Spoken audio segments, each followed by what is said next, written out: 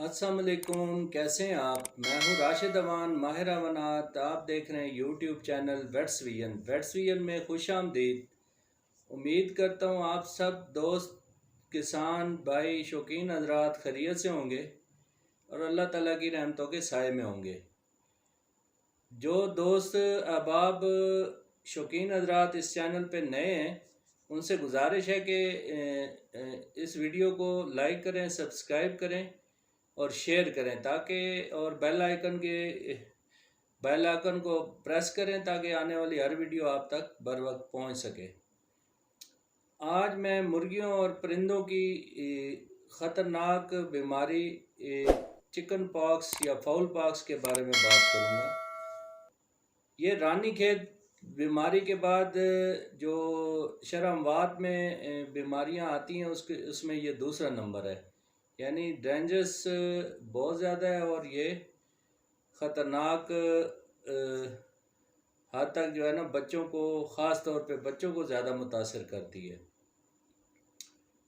तो ये तकरीबन तमाम परिंदों में होती है, मसलन कबूतरों में होती है और तीतर, मोर, चकोर, बटेर और पैरट्स वगैरह और फैंसी बर्ड्स जितने भी हैं तकरीबन तमाम में ये पाई जाती है।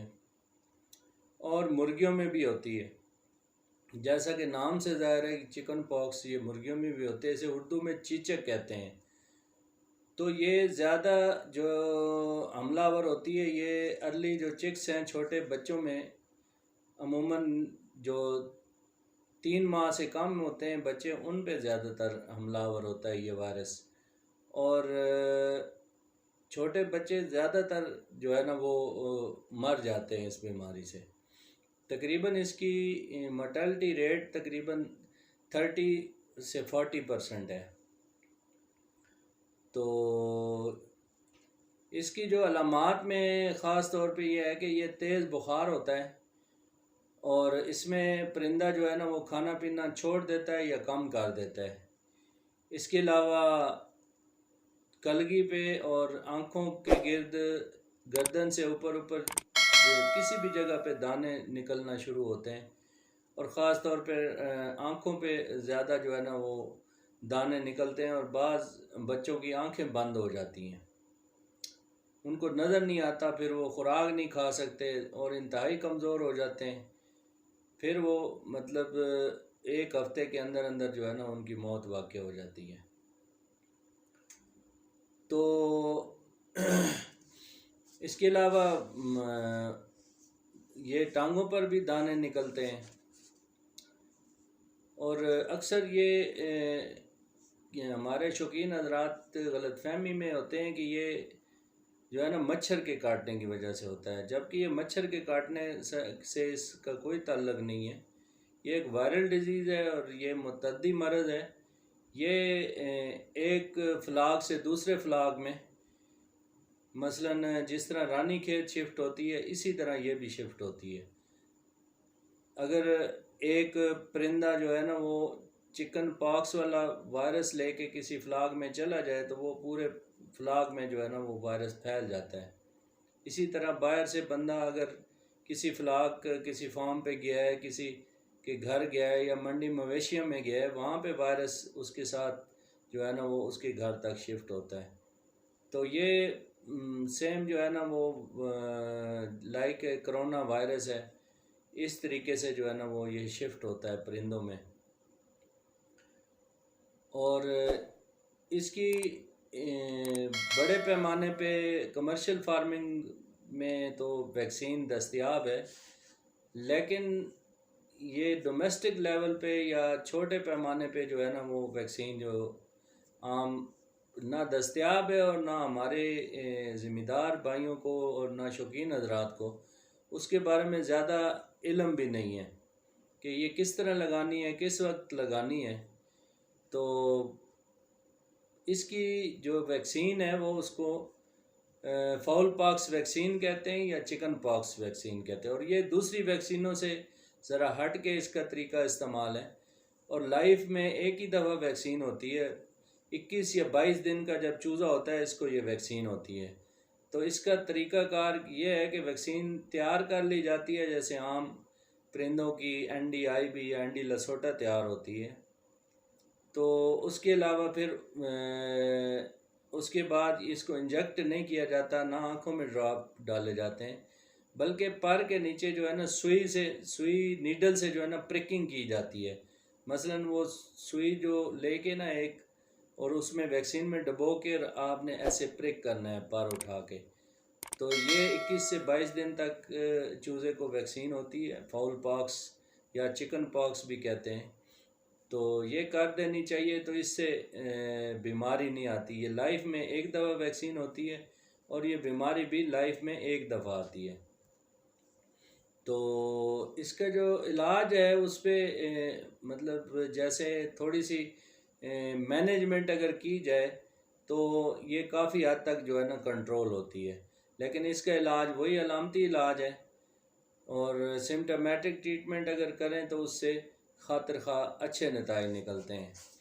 तो इलाज में जो है ना वो एंटीबायोटिक जो ट्रीटमेंट है 3 से 5 दिन तक दी जाती है।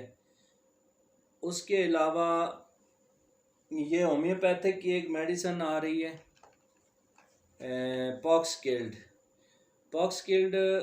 ये तकरीबन बड़े परिंदों को 6 कतरे सुबह 6 कतरे शाम आपने पिलाने हैं डायरेक्ट। इसके अलावा बच्चों को 3 कतरे सुबह 3 कतरे शाम डायरेक्ट पिलाने हैं जो मुतासर परिंदे हैं। इसके अलावा ये हिफ्ज़ मातकदम के तौर पे भी काम करती है, और इसको आप पानी में तकरीबन 30 कतरे 1 लीटर पानी के हिसाब से 5 से 10 दिन तक आपने इस्तेमाल करवाना है। और जो मुतासर परिंदे हैं उनको ख़ास तौर पे आपने डायरेक्ट अगर हो सके तो कोशिश करें कि पकड़ के पिलाएं, अगर मुमकिन नहीं है तो फिर पानी में ही ये काम करेगी।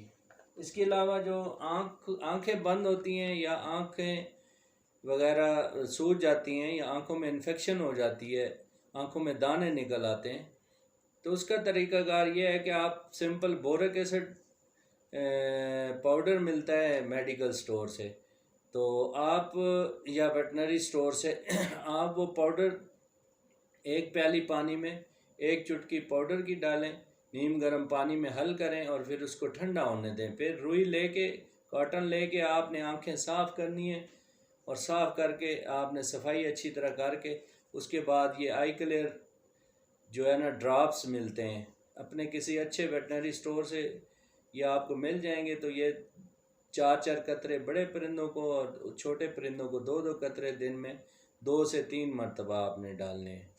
तो इससे उनकी आँखें इंशाल्लाह जल्दी ठीक हो जाएंगी। इसके अलावा जो दाने हैं, दानों पे आपने ये फेंटाल लोशन लगाना है।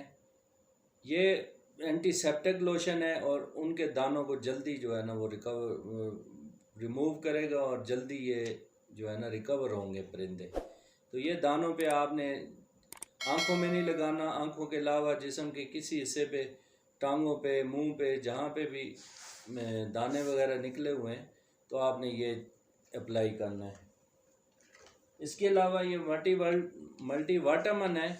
इस बीमारी में मल्टीवाटामन जो है ना सपोर्टिंग थेरेपी के तौर पे दिया जाता है। वो जो तंदुरुस्त परिंदे होते हैं उनको एक तो वो क़ुव्वत मुदाफ़त पैदा होती है, और बीमारी के ख़िलाफ़ दूसरा ये है कि ये चूँकि वायरल डिज़ीज़ है तो इसकी एंटी वायरल तो है नहीं अभी तक। तो ये मल्टीवाटामन दिए जाते हैं औरल, पानी में आप इस्तेमाल करवाएं। तो पानी में तकरीबन ये 1 ग्राम 1 लीटर के हिसाब से, 1 से 2 ग्राम आप 1 लीटर के हिसाब से पानी में 10 से 15 दिन के लिए आप तंदुरुस्त परिंदों को भी दे सकते हैं और बीमार परिंदों को भी दे सकते हैं। इसके अलावा ये है कि आप उनकी खुराक में जो है ना वो एक तारा मीरा मिलता है। तारा मीरा एक बीज है, एक सरसों का बीज होता है, और इसके अगेंस्ट एक होता है तारा मीरा। तारा मीरा के साबित जो है ना वो बीज लेके वो किसी आप गले की दुकान से या जहाँ पे गंदम, मकई, दलिया वगैरह मिलता है वहाँ से आपको तारा मीरा मिल जाएगा, जिसका कड़वा तेल भी निकलता है। तो ये हमारे ज़िम्मेदार हज़रात और शौकीन हज़रात इससे अच्छी तरह वाकिफ़ होंगे। तो तारा मीरा साबित आप जो खुराक दे रहे हैं उसमें मिक्स करें, थोड़ी थोड़ी मकदार में मिक्स करें, यानी चौथा हिस्सा। मसलन 1 किलो खुराक में आप 1 पाव तारा मीरा मिक्स कर दें और वो उनको खुराक के तौर पे 5 से 7 दिन वो खिलाएं। तो मुशाहिदे में ये देखने में आया कि इसके भी साथ में सपोर्टिंग थेरापी के तौर पे बहुत अच्छे नतीजे निकले हैं। तो जैसे कि मैंने बताया कि ये तमाम परिंदों में आती है, इनमें मुर्गियाँ हैं, कबूतर हैं, तितर हैं, मोर हैं, चकोर हैं, बटेर हैं, इसके अलावा जो बजीज़ हैं, इसके अलावा जो पैरट्स हैं, इसके अलावा जितने भी फ्रीजेंट वगैरह हैं, सब में ये परिंदों में जो है ना वो पाई जाती है। तो इससे बचने के लिए थोड़ी सी मैनेजमेंट करें, वैक्सीन करवा दें और मल्टीविटामिन का इस्तेमाल वैसे भी ज़रूरी होता है। उससे ओवरऑल एक तो इम्यूनिटी पैदा होती है, दूसरा ये है कि बीमारियों से काफ़ी बचे रहते हैं। तो उम्मीद है जो है आपको ये मेरी वीडियो पसंद आई होगी। तो तमाम दोस्तों से गुजारिश है कि मेरे चैनल को सब्सक्राइब करें, लाइक करें, शेयर करें, बेल आइकन की घंटी को प्रेस करें ताकि मेरे आने वाली हर वीडियो आप तक बर वक्त पहुँच सके। इन्हीं अल्फाज के साथ इजाज़त चाहता हूँ। फ़ी अमान अल्लाह, अल्लाह हाफिज़।